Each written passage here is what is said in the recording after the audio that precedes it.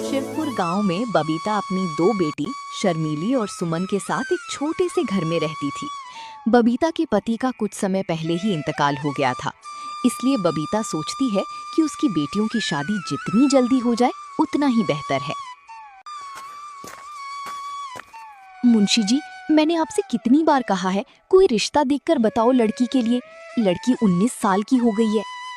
भाभी जी, मैंने बहुत जगह बात की, लेकिन हर कोई दहेज मांगता है, कोई कुछ मांगता है तो कोई कुछ मांगता है।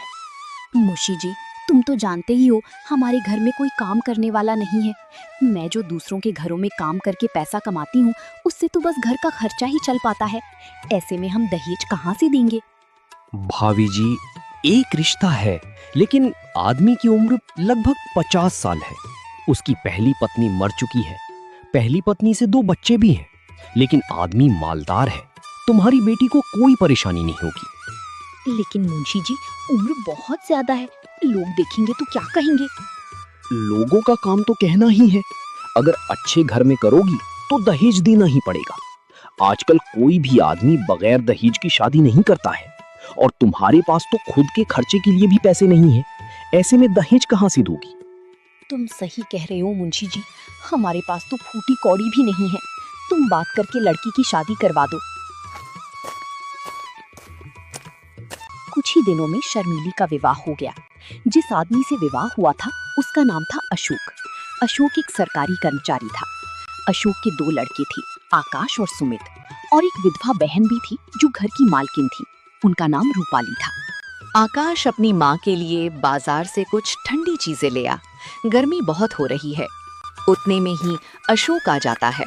उसके हाथ में कुछ सामान था।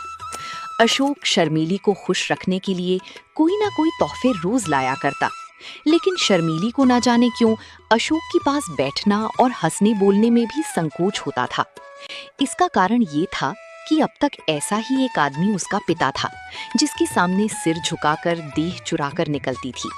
अब उनकी अवस्था का एक आदमी उसका पति था। वो उसे प्रेम की वस्तु नहीं, सम्मान की वस्तु समझती थी। उनसे भागती फिरती थी।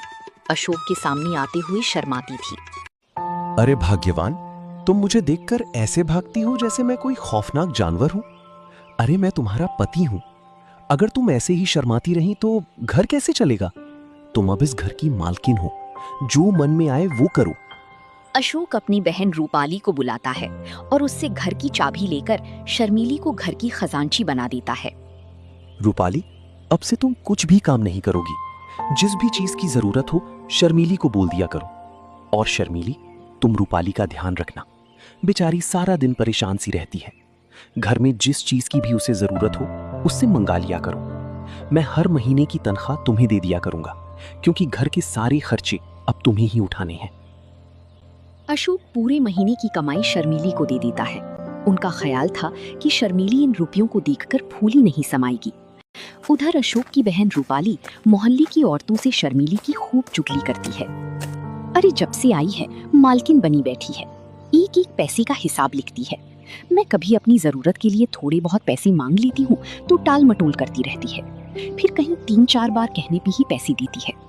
बहन, तेरे भाई को भी जब बुढ़ापे में इस जवान लड़की से शादी करने की पड़ी थी, कोई मेल भी तो हो। देखने में उनकी बेटी लगती है। अपनी शादी ना करके अशोक की शादी कर लेता तो सही रहता। अरे चल बहन, मैं चलती हूँ। पता नहीं निगोड़ी घर में क्या कर रही होगी। बच्चे स्कूल से आने ही वाले होंगे। चल के देखती हूँ खाना बनाया है कि नहीं, कहीं बच्चे भूखे तो नहीं बैठे रहे। रूपाली उस दिन से शर्मीली से जलने लगी थी जब से अशोक ने उसे घर का खजांची बना दिया था। रूपाली हर वक्त शर्मीली को अच्छी बुरी सुनाती थी और उस पर नई नई आरोप लगाती थी। एक दिन शर्मीली छत पर किसी काम के लिए जाती है तो रूपाली कहती है, अरे ना लाज है ना शर्म, निगोड़ी ने हया भून खाई है। अब क्या कुछ दिनों में बाजार में नाचेगी? लोग देखेंगे तो क्या कहेंगे कि कल परसों की बहू छत पर चढ़ी डोल रही है। अरे अपने घर को सीखा था या नहीं? दीदी, मैं कपड़े लेने गई थी। आंधी बहुत तेज आ रही थी, कपड़े कहीं उड़ ना जाएं, इसलिए मैं चली गई थी। अरे मुझे बुला लेती, मैं क्या मर गई थी? लेकिन तू मुझे क्यों बुलाएगी? तुझे तो दूसरों से नैन लड़ाने हैं। घर का सारा काम यूं ही पड़ा है।